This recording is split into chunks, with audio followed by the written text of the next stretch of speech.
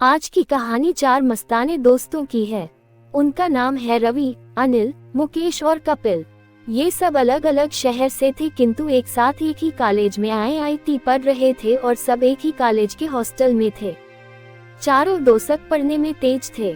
वैसे भी आईआईटी में कोई कमजोर दिमाग का तो होता नहीं है, पर दिमाग वाला खुराफाती नहीं होगा ये कोई गारंटी नहीं है।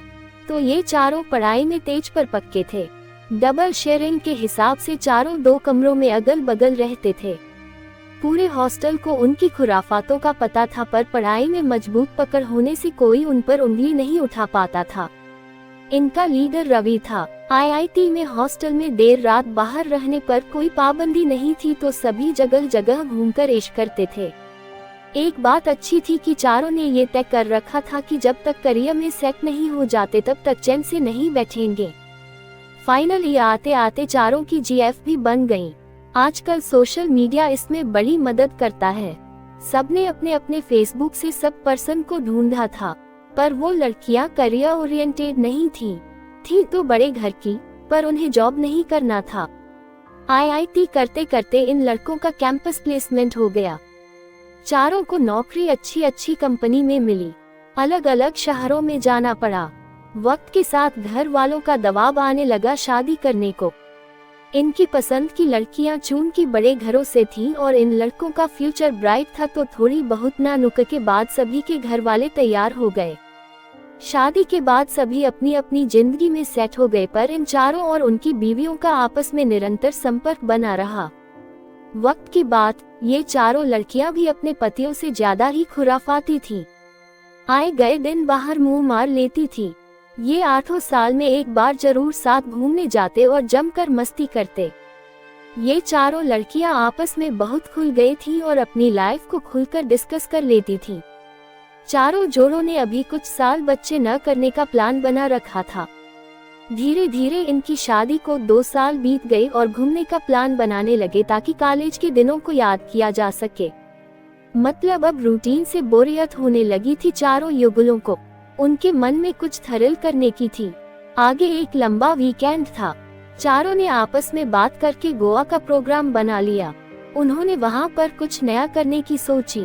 रवि की शादी आयशा से, अनिल की दीपा से, मुकेश की हिना से और कपिल की शिखा से शादी हुई थी। इन चारों में आयशा सबसे ज्यादा खुराफाती है। शायद ये सब उसके पति रवि की वजह से है। दोनों जरूरत से ज्यादा खुले हैं। इनके दोस्त इन्हें बदतमीज कहते थे, पर चारों जोड़ों में आपसी प्यार बहुत था। कोई किसी की बात का बुरा नहीं मानता था। गोवा का प्रोग्राम बनते ही सबकी अलग अलग प्लानिंग शुरू हो गई। आयशा ने तो लड़कियों का अलग व्हाट्सएप ग्रुप पहले से ही बना रखा था। दीपा ने सुझाव दिया कि आपस में अदला बदली करेंगे। सबको यह आइडिया पसंद आ गया। इससे उनकी बोरियत भी दूर हो जाती। सभी ने इस पर थम्स अप किया। वक्त आने पर चारों जोड़े गोवा पहुंचे और एक रिसोर्ट में उन लोगों ने एक डबल स्वीट लिया।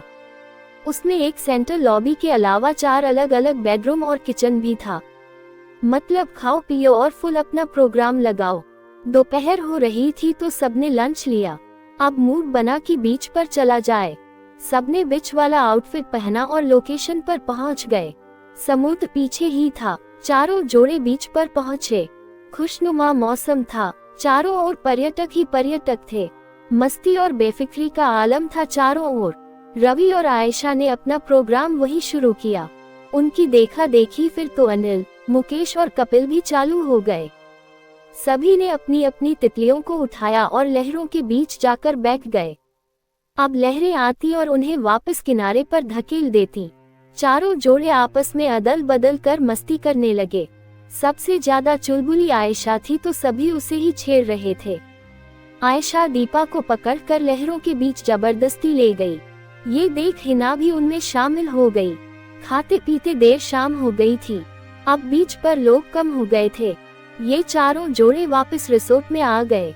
दीपा ने सबके लिए चाय बना ली। स्नैक्स साथ थे। बाहर रिसोर्ट के रेस्तरां में म्यूजिक चालू हो गया था। हिना और शिखा को डांस का शौक था, तो वे दोनों बाहर निकली। इनके पीछे पीछे सभी रेस्टोरेंट हॉल में आ गए। लाइव बैंड चल रहा था।